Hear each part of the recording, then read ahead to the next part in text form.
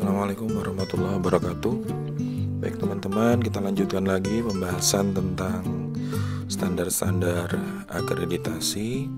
Kali ini kita akan mengenal tentang akses ya, tentang akses. Untuk sementara itu ada di 112 ya, jadi di 112 di Kepemimpinan dan Manajemen Puskesmas. Di dalamnya ada kurang lebih pembahasan itu adalah tentang kemudahan akses informasi, kemudian akses terhadap pelayanan, dan salah satu yang juga dianggap sebagai akses adalah kesempatan untuk menyampaikan umpan balik. Kalau kita ingat lagi pada Permenkes 46 tahun 2015 ada di dua tempat bicara tentang akses. Yang pertama di standar 1.2 akses dan pelayanan kegiatan itu membicarakan antara lain jenis-jenis layanan, kemudian bagaimana sasaran dapat memperoleh informasi, kemudian akses terhadap kegiatan, meskipun di EP 5 dan 6 itu bicara lagi tentang informasi. Kemudian bagaimana peran jadwal di dalam akses, kemudian mekanisme kerja dalam penyelenggaraan upaya. Ini tentu saja juga untuk mempermudah akses dan umpan balik dan keluhan. Begitu pula kalau kita lihat di bab 4, bab standar 4.2, yaitu tentang akses terhadap kegiatan puskesmas, terutama sekali di dalam UKM. Maka di sana tersusun mulai dari bagaimana itu jadwal, kemudian akses informasinya, akses terhadap kegiatan, dan bagaimana jadwal disepakati, dan adanya usaha untuk melakukan perbaikan dari masalah dan hambatan yang ditemui, dan bagaimana menangani keluhan dari masyarakat. Jadi kalau kita lihat lagi di sini, pada dasarnya akses terbagi menjadi 3 bagian, yaitu akses informasi, kemudian akses pelayanan, dan akses terhadap kesempatan untuk memberikan umpan balik atau keluhan. Siapa yang diperhatikan dalam akses ini adalah sasaran. Dalam hal ini yang kita lihat sebagai sasaran adalah penerima manfaat layanan, lintas program, dan lintas sektor. Jadi sudah dicantumkan di dalam kriteria 112 ini bahwa yang menjadi objek dari bagaimana akses itu akan dipermudah adalah masyarakat sebagai penerima manfaat layanan, kemudian lintas program, dan lintas sektor. Kemudian tadi kita akan melihat akses itu terbagi menjadi 3 bagian. Jadi nanti dari si masyarakat sebagai penerima manfaat layanan, lintas program, dan lintas sektor ini harus dijamin bahwa dia mendapatkan informasi, kemudian bisa kita pantau bagaimana pelayanan diakses atau tidak oleh mereka, dan kemudian ada kesempatan memberikan umpan balik atau keluhan untuk sasaran tersebut. Kalau kita mau melihat elemen penilaian pada 112 ini di bagian EP1 itu memang di sana tidak jelas menceritakan tentang akses, kita akan bahas nanti. Tapi di sana disebutkan bahwa ditetapkan kebijakan tentang hak dan kewajiban pasien, jenis-jenis pelayanan dan kegiatan yang disediakan oleh puskesmas. Kemudian setelah itu di EP keduanya dilakukan sosialisasi tentang hak dan kewajiban. Jadi dari bagian yang di atas tadi dilakukan sosialisasi hak dan kewajiban, jenis-jenis layanan dan kegiatan. Kemudian setelah itu di EP3-nya dilakukan evaluasi dan tindak lanjut dari hasil sosialisasi tadi. Di sosialisasi tentang hak dan kewajiban, jenis-jenis layanan dan kegiatan yang disediakan oleh Puskesmas dilakukan evaluasi dan ditindaklanjuti. Kemudian di EP keempat dilakukan upaya untuk memperoleh umpan balik dan pengukuran kepuasan pengguna layanan serta penanganan aduan atau keluhan dari pengguna layanan maupun tindak lanjutnya yang didokumentasikan sesuai dengan aturan yang telah ditetapkan dan dapat diakses oleh publik. Jadi di bagian di 4 EP ini ada cerita tentang informasi, ada cerita tentang melakukan penjaminan terhadap akses umpan balik dan pengukuran kepuasan. Jadi memang untuk melihat akses ini di 112 menekankannya terutama pada bagian informasi dan di bagian memberikan kesempatan untuk mendapatkan umpan balik atau keluhan dari sasaran. Kita mulai dengan akses informasi di bagian mungkin yang bisa dilakukan oleh Puskesmas adalah pertama, Puskesmas harusnya menetapkan dulu media apa yang akan dia gunakan, kemudian bahan informasi apa yang akan diberikan kepada sasaran atau tadi kita lihat adalah masyarakat sebagai pengguna, kemudian lintas program dan lintas sektor. Ini yang harus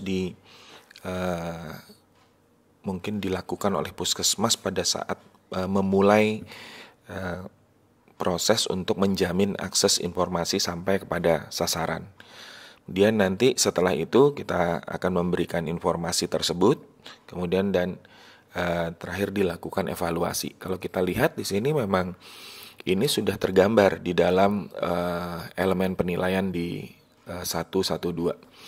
Di sana ada penetapan kebijakan tentang hak dan kewajiban pasien, kemudian jenis-jenis layanan dan kegiatan yang disediakan oleh Puskesmas yang diharapkan memang dalam bentuk regulasi. Ini adalah apa-apa saja yang akan dilakukan proses penyampaian informasi. Jadi kalau dilihat di sana ada hal-hal yang harus disampaikan itu adalah ketetapan-ketetapan tentang hak dan kewajiban pasien, kemudian jenis-jenis layanannya bagaimana, kegiatan-kegiatan apa saja yang akan dilakukan. Jadi kalau kita lihat di sini sudah ada cukup mencakup dari fungsi dari Puskesmas, yaitu jenis-jenis layanan, mungkin apa-apa saja yang disampaikan pada UKPP, dan kemudian kegiatan-kegiatan apa ini mungkin lebih kepada apa yang dikerjakan oleh UKM. Dan ini semua dilakukan informasi. Di EP kedua dilakukan sosialisasi tentang hak dan kewajiban. Nah, di sini yang diharapkan ada oleh standar yaitu penyampaian informasi ini berupa sosialisasi.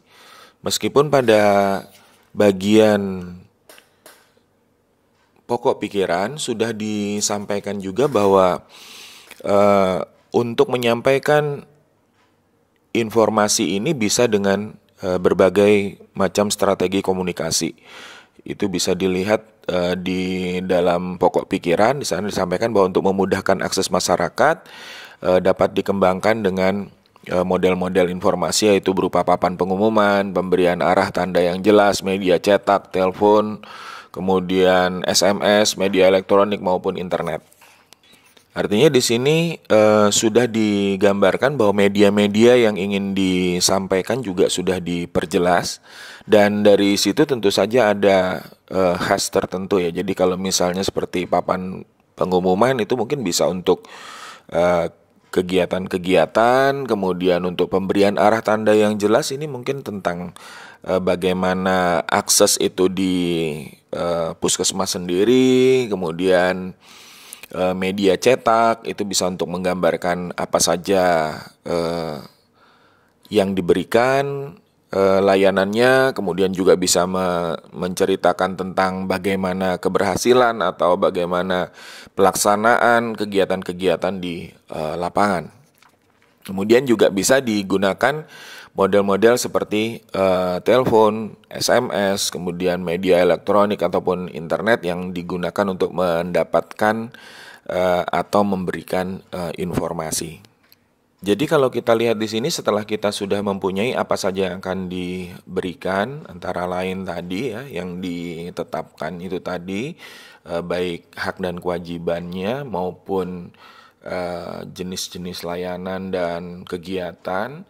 Kemudian setelah itu kita sudah melewati juga bagaimana puskesmas bisa memberikan informasi, dan strategi ini bisa ditetapkan dalam bentuk apa saja ya. Jadi bisa dengan cara membuatnya ke dalam pedoman atau ke dalam SOP, atau barangkali karena ini rencana dalam setahun bisa dimasukkan ke dalam kerangka acuan. Kemudian yang penting juga karena di sana diharapkan ada dokumen, maka perlu dibuatkan rekam kegiatan pada saat puskesmas memberikan informasi tersebut melalui strategi apapun yang digunakan. Dan kemudian setelah itu dalam waktu tertentu kita bisa melakukan evaluasi. Evaluasi ini digunakan untuk melihat bagaimana efektivitas dari pemberian informasi tadi melalui media-media yang sudah ditetapkan atau disediakan. Jadi bahannya apa yang disosialisasikan dan kemudian bagaimana caranya, ini bisa digunakan untuk melakukan evaluasi. Secara sederhana mungkin bisa dilihat di sini bahwa kita bisa melakukan evaluasi dengan melihat apa yang dievaluasi, kemudian hasilnya bagaimana, kemudian penyebab dari sesuatu yang mungkin kurang di dalam pelaksanaannya tersebut apa, dan bagaimana rencana tindak lanjut untuk melaksanakan perbaikan terhadap hal yang kita evaluasi tersebut. Selanjutnya kita bisa melihat juga di bagian yang sama tentang akses informasi, yaitu di 222, yaitu tentang penanggung jawab UKM, koordinator pelayanan dan pelaksana kegiatan, memastikan akses sasaran dan masyarakat terhadap informasi kegiatan UKM dan akses untuk menyampaikan umpan balik dan keluhan. Saya rasa di sini sudah tergambar dengan jelas bahwa UKM juga, di bab UKM ini juga ada sasaran siapa saja itu, yaitu di sini hanya dijelaskan tentang sasaran dan masyarakat. Akses yang diharapkan adalah ada informasi tentang kegiatan UKM, kemudian informasi, kemudian kegiatan UKM, dan akses untuk menyampaikan umpan balik dan keluhan.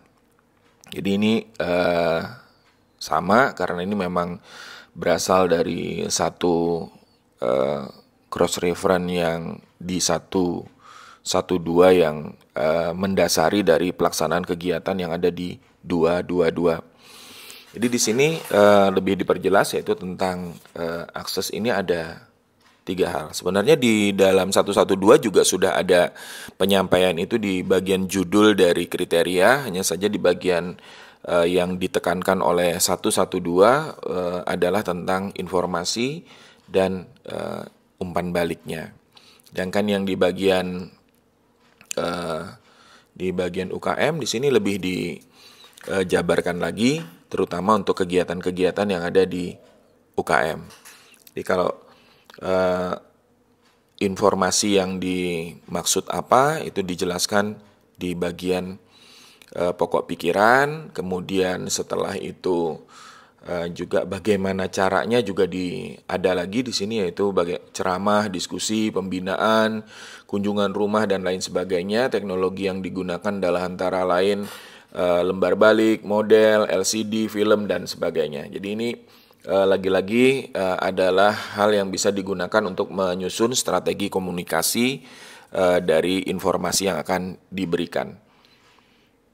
Kemudian kalau kita lihat di sini elemen penilaiannya untuk yang informasi dilakukan penyampaian informasi tentang kegiatan UKM Puskesmas mulai dari tujuan, pentahapan, jadwal kegiatan itu disampaikan dan bagian ini dari UKM atau 2221 ini adalah yang menggambarkan tentang informasi. Jadi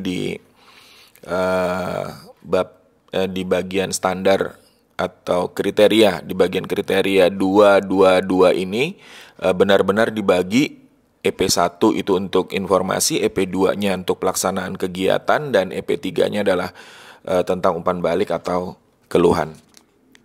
Kita lanjutkan kepada akses yang kedua, yaitu akses terhadap kegiatan. Jadi selain memberikan informasi tentang kegiatan itu sendiri, mulai dari tahapan disusunnya perencanaan atau di dalam kegiatan atau pelayanan ini bisa berupa jadwal, kemudian setelah itu dalam penyelenggaraannya itu juga bisa diberikan informasi, dan kemudian hasil dari evaluasi juga bisa diberikan informasi. Nah, di dalam penyelenggaraannya sendiri, akses terhadap kegiatan atau pelayanan ini dilakukan upaya-upaya untuk mempermudah pengguna jasa atau sasaran bisa mendapatkan layanan atau kegiatan tadi dengan lebih baik. Jadi kalau kita lihat di sini proses yang terjadi adalah saat Puskesmas memberikan pelayanan, Puskesmas juga mengupayakan kemudahan di dalam pelayanan tersebut. Setelah itu baru dilakukan evaluasi untuk melihat apakah layanan tersebut diterima dengan baik oleh masyarakat sebagai sasaran. Sebagaimana saya sampaikan di awal tadi bahwa di dalam 112 meskipun ini sangat terlihat di dalam judul kriteria, yaitu penerima manfaat layanan LP dan LS mendapatkan kemudahan akses informasi, kemudian akses terhadap pelayanan dan penyampaian umpan balik. Akan tetapi akses terhadap pelayanan di sini tidak dijadikan EP ya. Jadi di dalam pokok pikirannya juga tidak tergambar. Akan tetapi karena ini merupakan dasar dari 222 di dalam bab UKM, dan di dalam 222 ini ada bagaimana Puskesmas memberikan pelayanan itu dilihat dari akses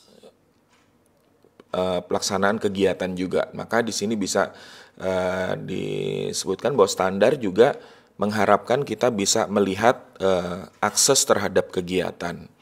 Kalau dilihat di 222, maka di sana ada bagaimana akses sasaran terhadap kegiatan perlu dilakukan evaluasi dan ditindaklanjuti tadi, sebagaimana yang saya sampaikan bahwa kita setelah memberikan layanan ada upaya untuk melakukan kemudahan dan kemudian dilakukan evaluasi. Sebelumnya kita juga diminta untuk agar sasaran dapat berperan aktif, maka kegiatan-kegiatan UKM ini dapat dipermudah dengan mempertimbangkan kondisi sosial, tata nilai budaya masyarakat. Kemudian dari sana kita bisa menyusun metode dan teknologi yang digunakan. Jadi kalau dilihat di EP kedua disebutkan bahwa metode dan teknologi. Kenapa itu penting? Karena cara yang kita gunakan dan apa yang kita gunakan untuk menyampaikan kegiatan tersebut haruslah yang bisa dikenali oleh masyarakat, yang mudah dikenali oleh masyarakat, sehingga makin lama makin dipermudah. Kalau kita ingat di dalam Permenkes 46 tahun 2015 di 423 ini metode dan teknologi juga disampaikan, walaupun ada cara-cara lain juga yang bisa digunakan untuk mempermudah layanan, misalnya adanya alur atau tahapan yang juga disampaikan untuk mempermudah pada saat pelaksanaan kegiatan. Orang yang ingin ikut berpartisipasi tentu akan lebih dipermudah dengan adanya alur atau tahapan yang disampaikan. Jadi ini asal muasalnya memang sudah dijelaskan bahwa di dalam pelaksanaan kegiatan sudah ada cara-cara yang kita gunakan untuk mempermudah akses terhadap si pengguna layanan. Apakah alur dan tahapan bisa kita gunakan pada EP di 5 bab ini? Bisa, karena pada prinsipnya pada saat alur dan tahapan itu disampaikan, itu adalah proses memberikan informasi. Jadi kalau kita lihat tadi, salah satu jenis cara kita menyampaikan alur antara lain adalah dengan menyampaikan dengan papan petunjuk, atau kalau itu dalam bentuk pelayanan di puskesmas, atau dengan memperlihatkan bagaimana setelah dari satu tempat dia akan melakukan ke tempat lain. Itu bisa diperlihatkan juga di dalam alur layanan, atau kegiatan apa yang dilakukan setelah kegiatan yang lain. Misalnya itu kalau kita lihat kegiatan-kegiatan di lapangan bisa seperti itu. Itu yang tentang akses terhadap kegiatan. Tentu saja dengan di sini kita jadi dilakukan proaktif saat memberikan layanan. Puskesmas juga mengupayakan kemudahan dalam pemberian layanan tersebut. Jadi tidak menunggu sampai dengan terjadi kesulitan baru melakukan, tapi sudah diantisipasi terlebih dahulu untuk memberikan kemudahan dalam layanan. Ini yang dimaksud dengan menjamin akses terhadap pelaksanaan kegiatan. Setelahnya lagi-lagi kita harus melakukan evaluasi, ya. Jadi kalau di dalam 112 tidak tergambar dengan cukup jelas, akan tapi di bagian 222 ini sudah digambarkan dengan memperlihatkan bahwa akses sasaran terhadap kegiatan perlu dievaluasi. Artinya baik cara kita memberikan informasi dan bagaimana cara kita mempermudah akses layanan dengan mempertimbangkan metode dan lain-lain tadi, apakah itu makin meningkatkan utilitas terhadap layanan? Apakah itu meningkatkan cakupan pengguna layanan yang memanfaatkan layanan yang diberikan? Apakah itu membawa orang-orang untuk datang kepada kegiatan-kegiatan yang disampaikan? Jadi ini adalah model-model yang memang kita gunakan untuk melakukan evaluasi. Jadi kita secara sederhana saja kita bisa melihat apa yang kita coba lakukan pada saat memberikan kemudahan dalam akses terhadap pelayanan, kemudian apa hasil yang telah dicapai, apakah ini memang cukup baik atau tidak, kemudian setelah itu sebab dari kenapa ini tidak baik, atau ada kekurangan atau ada kegagalan, dan kemudian kita susun rencana tindak lanjut untuk memperbaikinya.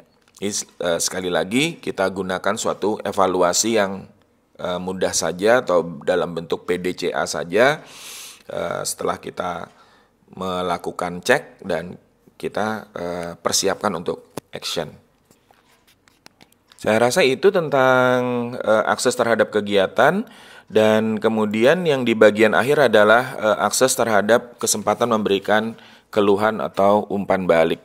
Kalau kita ingat lagi, di bagian ini kita melihat di 126 di Permenkes 46 tahun 2015 dan 426 di Permenkes yang sama. yaitu tentang bagaimana adanya keluhan dan umpan balik yang disampaikan kepada kita untuk dilakukan tindak lanjut. Proses apa kira-kira yang dilakukan oleh puskesmas, yaitu antara lain adalah pada saat puskesmas memberikan layanan, maka sasaran bisa memberikan umpan balik atau keluhan. Setelah itu puskesmas melakukan tindak lanjut. Saya rasa semudah itulah kita kalau ingin melihat bahwa akses terhadap kesempatan memberikan keluhan atau umpan balik ini dijamin agar makin meningkatkan utilisasi terhadap pelaksanaan kegiatan. Saya rasa itu. Jadi di sini yang penting adalah bagaimana kita memberikan kesempatan untuk sasaran memberikan umpan balik atau bahkan keluhan kalau memang diperlukan. Jadi di dalam pelaksanaan pelayanan tentu saja kita bisa menjamin adanya cara bagaimana si pemberi layanan mendapatkan masukan dari masyarakat. Misalnya dengan kotak saran, kalau itu berada di dalam gedung mungkin akan lebih mudah kita menggunakan kotak saran, atau kemudian meja pengaduan itu bisa digunakan untuk memberikan kesempatan agar kita juga bisa merekam keluhan atau umpan balik. Kemudian kalau itu di lapangan kita bisa menggunakan model-model kepuasan yang bisa dilihat dari semacam format atau sekedar secari kertas yang digunakan untuk memberikan insight atau memberikan pendapat tentang pelaksanaan kegiatan tersebut. Itu bisa dengan demikian kita mendapatkan umpan balik dari bagaimana masyarakat mengakses kegiatan tersebut. Kalau kita lihat di dalam 112 disebutkan bahwa di sana ada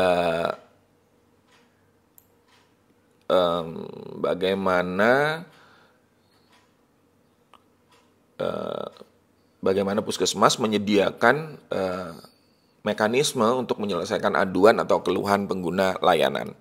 Kalau dilihat itu ada di EP keempat, yaitu dilakukan upaya untuk memperoleh umpan balik, yaitu satu masalah, kemudian satu